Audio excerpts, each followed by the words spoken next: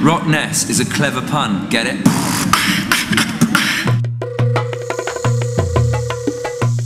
Oh yeah? Little ball in the cup challenge. Yeah, I've never done this before. I've seen it. You have to have a go.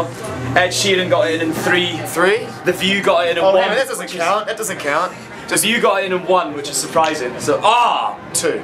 Not tied with Ed 3 Sheeran. if you include the swing around if you want to be pedantic about it. Now, you're a big music fan, obviously. Have you had a chance to kind of go around to some of the smaller sort of tents and see some of the acts here? Oh, we got on site half an hour ago. It's pretty hectic. Normally I would come down. Last year I think I was down to RockNess pretty early and got to see some stuff. Yeah. This year, because we came from Park Life, Manchester yesterday, Ibiza on Friday, Park Life yesterday, Manchester, and then Birmingham last night after Park Life, and then drove to Luton to fly here the earliest we could get on site. It's like, nice easy schedule for you then, isn't it? Grateful, It's happy, crazy. exciting, yeah. I mean, obviously you've done RockNess 2 or 3 times now, is it? Yeah. What is it about RockNess that you like?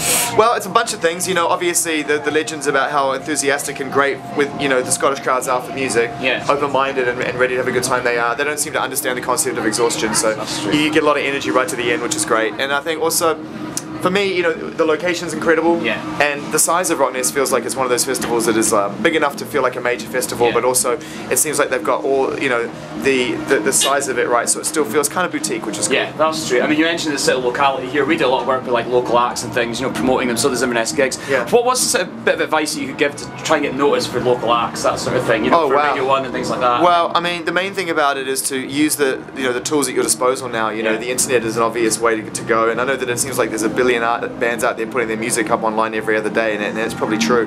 But if you're really good and you believe in what you do and you're 100% committed and you don't care about necessarily the results as much as you care about why you're doing it and the fact that you'll do it anyway, then inevitably, if you keep your eye on what you want to achieve and whilst just doing it for the right reasons and getting better, that's a ratio that often wins out. And people will notice that as well. Yeah, and I mean the cream rises to the top, and in any situation it's the same with the internet. I mean there have been great success stories from artists who have been discovered from putting their music online, and it's happened, you know, in a very short amount of time. So it seems daunting until you're one of those acts. So just have a lot of self-belief and continue to keep writing, because music is like anything. It takes a huge amount of practice to get good at it, and anyone who's successful at it will tell you, for the most part, unless it's been done for them, will tell you that, you know, there were really lean times and tough creative times, and I think a lot of people think, well, we can play, we've got good chemistry, we've written a good song, this should happen now, but sometimes it takes a longer time than that. You just got to have faith. And keep going, basically, isn't it? So, I mean, you talked about busy schedule kind of thing. Just finally, do you ever get a chance to relax? Oh yeah, totally, man. What do you do away from music, though? What do you do away from music? Family time, you know. I mean, it's like Mr. Jam's bio says on Twitter. You know, I concur. It's, you know, either work or at home. That's kind of the vibe. And you know, for me, I have plenty of time to chill out and do that. I make sure I do. And I also find what I do very relaxing, weird as it is. I really, the travel sometimes is a bit much, but